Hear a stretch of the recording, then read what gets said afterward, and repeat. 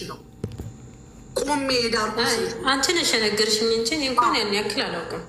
የሚያውቅ ያውቀዋል፣ ምንም ችግር የለም። አብሬው ነበርኩ ስላልሽ ነው። የሚያውቅ ያውቀዋል። ስለዚህ የሚነግረኝን አምነዋለሁ። መረጃም ደግሞ ወረቀቶች አሉ፣ ጽሁፎች አሉ፣ ድምፆች አሉ። ያንን ይዤ መጥቼ ተናገርኩ። እንግዲህ ባለቤቱ እሱ ቀርቦ እንትን ያላለውን ነገር ሆናችን ተወሪ ምንም ዋጋ የለውም። አንድ ጊዜ መብረቁ ከሙኒት ጋር 1 ደቂቃ ትሰጠኛለህ? ሶሪ 1 ደቂቃ ማለት ነው።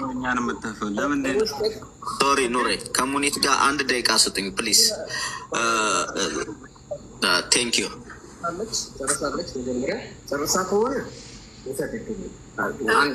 ጨርስና ይሄንን እኔ ብቻዬን ቢሆን ያናገርኩት ሌላም ሰው እንደኔ ቁጭ ብሎ ከ1 ሰዓት በላይ ከ1 ሰዓት ከምናምን በላይ አዋርቶት አምኜበት ተነጋግረን የተናገርኩት ንግግር ነው። ገባሽ?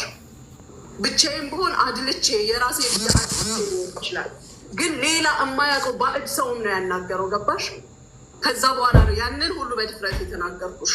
አሁንም ቢሆን ነገ እሱን እንግዲህ እኔ አላውቅም። እሱን እናንተ ናችሁ የምታውቁት። እኔ ራሴ አናግሬው አንቺ ሀቅ ካለሽ አሁን በውስጥ በኩል ጻፊልኝ፣ እኔ ብሬ ይሄን ያህል ነው ብለሽ ጻፊ። ተቆራርጦም አይደለም ጊዜ ተሰጥቶትም አይደለም።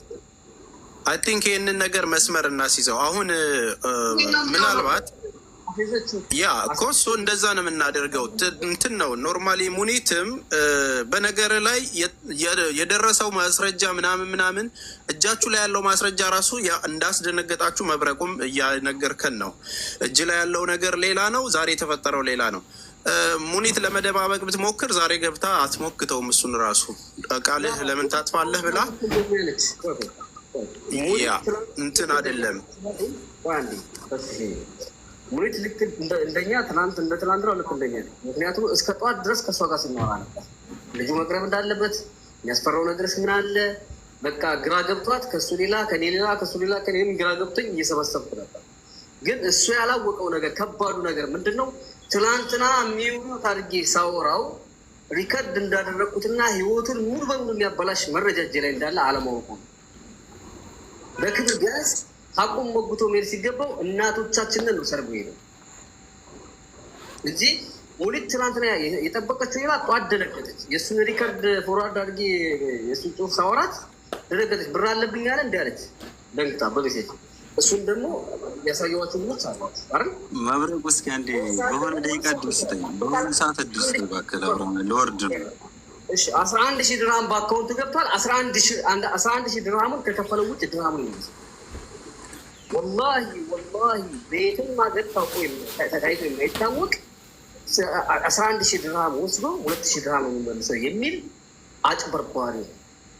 ምናልባት ሙኒት በዚህ ልጅ ጉዳይ ላይ ያለውን ነገር ኃላፊነት ወስደሽ አንቺ የምታስተካክልና ለእሷም ለሱ ሆነሽ እንደመሃል ከዚህ በፊት እንደምታደርጊ ታስመለመቸው ከሆነ ወላሂ ልጅ የሚጠብኝም እናቴን 1000 ዓመት ጊዜ ተሰርባለች። በአንቺ ተማምናል እንደምታቸው ምንም ችግር የለም። ቀኑ ባይራዘምበት ጥሩ ነው። ግን እኔ እኮ ባለፈውም ተስፋ ሰታኝ ነበር ሙኒት። ሳራ ቤት አውርተን ነበር። ልክ እንደዚሁ ከቶ ካለበት እኔ ያለው ኃላፊነቱን ወስዳለሁ ብላ ነበር። አሁን አይታለች እኮ 4 ማዕዘን አረጋግጣለች። አላናግረው በፊት ነው ያለው። እኔ ሙኒትን አንድ ነገር ማናገር የምፈልገው መብረቁ ጀስት እኔ አሁን ይችን ልጅ ገነትንም አላቃትም ልጁንም አላቀውም። ከግራ ቀኝ ባየነው ነገር ትናንትና ጀምሮ ነው ያለ ነው። እሷንም ስንጠይቃት በነበረ መንገድ ያቀረበችውን ማስረጃ አቅርባለች። ቃሏም አንድ ነው እስካሁን ስንሰማ የነበረው። ልጁ ከቅድም ጀምሮ የተቀያየሩ ነገሮችንም ሲናገር ነበረ። የተናገረውን ነገር ደግሞ ተናግረሃል ስንለውም ሲበሳጭም ነበረ፣ ስሜታዊ ሲሆንም ነበረ። ስለዚህ እዚህ በተሰበሰብንበት ሀቁ ወጧል። ልጅቷ ሀቅ አላት ነው፣ ልጅቷ ሀቅ አላት። ጀስት በእጁ የያዘውን ፌክ መረጃ እኛ አናቅም። አይሮኖ ምን አይነት መረጃም ሊኖረው እንደሚችል። ስለዚህ ከንግግሩ ራሱ አብረን አንሰራም ሲል የነበረው ልጅ አብረው እንደሚሰሩና ኦዴት አድርጌ 12,000 ብር ትርፍ 12,000 ያ ማለት 24,000 ማለት ነው ትርፍ አግኝተናል ሲልም በጆሮአችን ሰምተናል። ነገም አይታወቅም፣ ሪከርድ ሊያወጡት ይችላሉ። እዚህ ላይ ያላችሁ ስለ ሀቅ ብላችሁ ስለ ሀቅ ብለን የልጅቷ ሀቅ እንዲመለስላት እናደርግ። አጀንዳን ማጓተት አይደለም። አጀንዳን እንደገና ሌላ አጀንዳ ሰጥቶ ሌላ እንትን ይዞ መጥቶ እንደገና ሌላ ነገር ላይ አስቦ ሰዎችን በማጨናነቅ በማወናበድ አይደለም። ሀቁን ቁጭ ብለን ሰምተነዋል።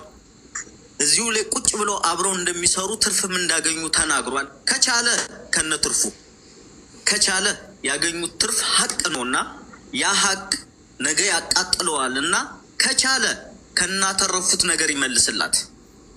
ካልቻለ ግን ልጅቷ አይነቱን ነው እየጠየቀች ያለችው። አይነቱን ይመልስላት። በዚህ ጉዳይ ላይ ደግሞ ተስፍሽም ሁላችንም ተስማምተን ልጅቷ ሀቅ አላት ተብሏል።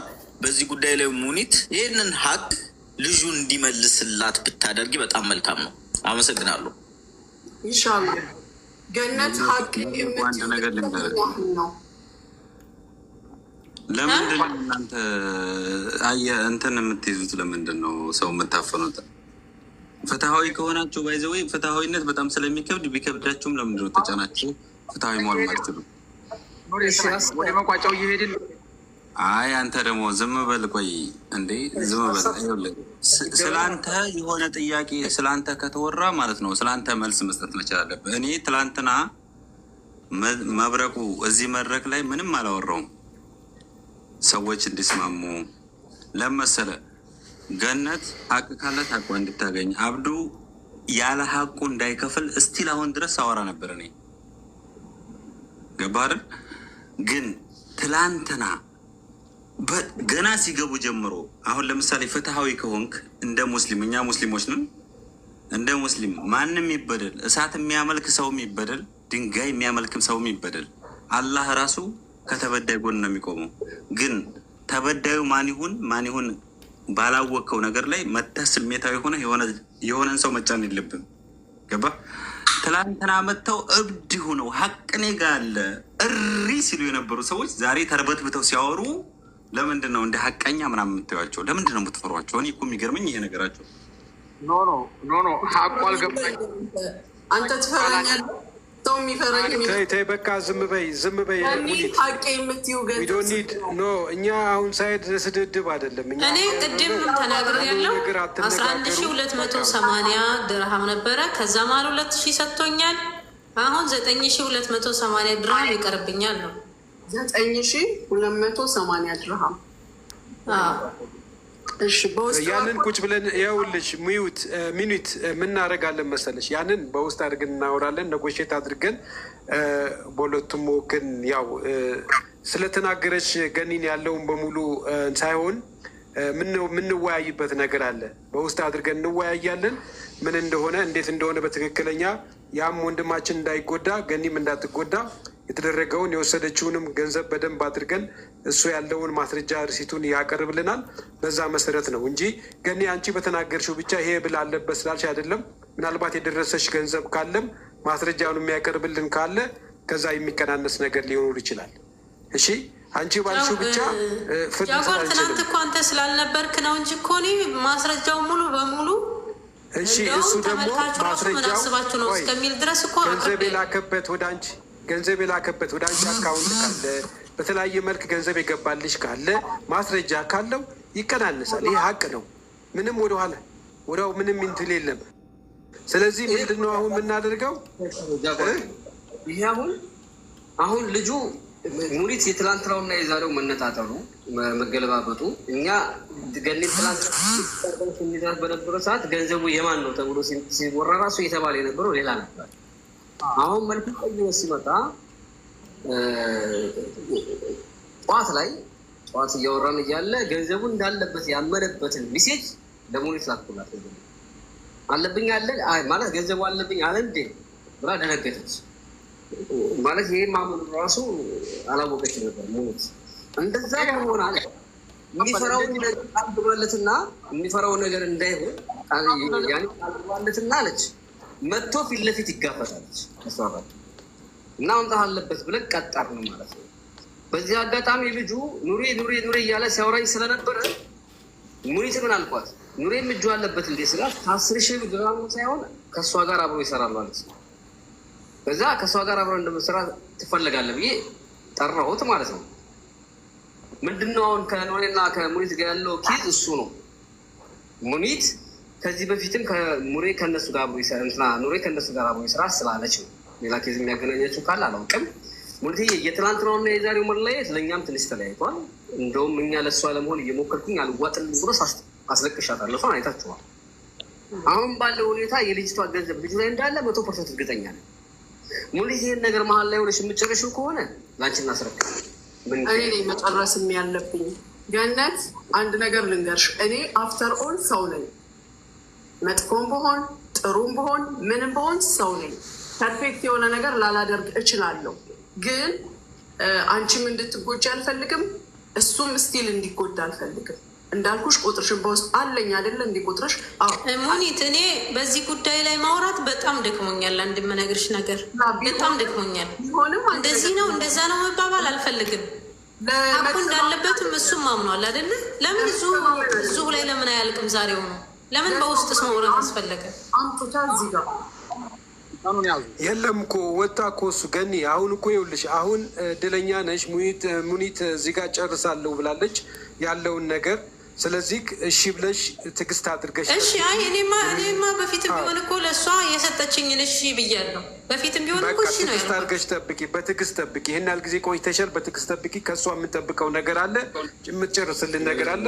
ነገ ያለውን ነገር ነገ ደውልልሽ። ሀሳብ እንናገር። መብረቁ ይቻላል። ተስፈሽ ጥያቄ ልጠይቅና እኔ ልውረድ። መብረቁ አንተን ነው የምጠይቀህ። ሁላችሁም ዝም በሉ አንዴ።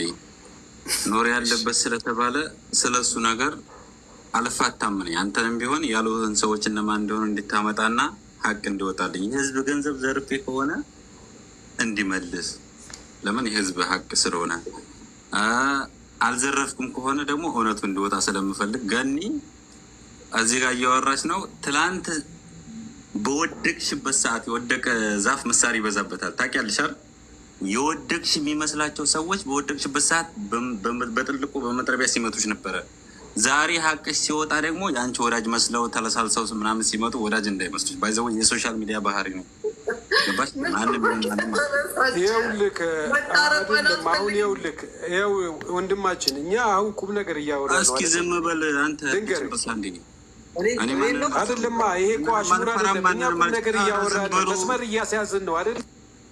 አረ በፈጣሪ ስም ልጨርስና ትቃወመኛለህ። ምን ሆና ነው ሳ እና መብረቁ፣ እኔ የተጠየኩበት ነገር ካለ ሀቅ እንዲወጣ ስለምፈልግ የገኒ አልቆ ከሆነ የኔ እንድታስቀጥል እፈልጋለሁ። አላስቀጥልም ካልክ ስለማለፋታ በሌላ ቤት ስለማስኬደው ማለት ነው።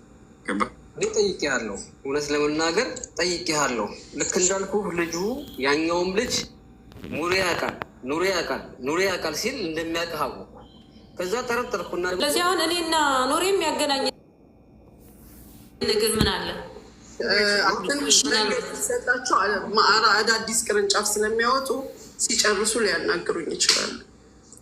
ለምኛ አላስተካክልም። እኛ ምንም የምናወጣው ቅርንጫፍ የለም።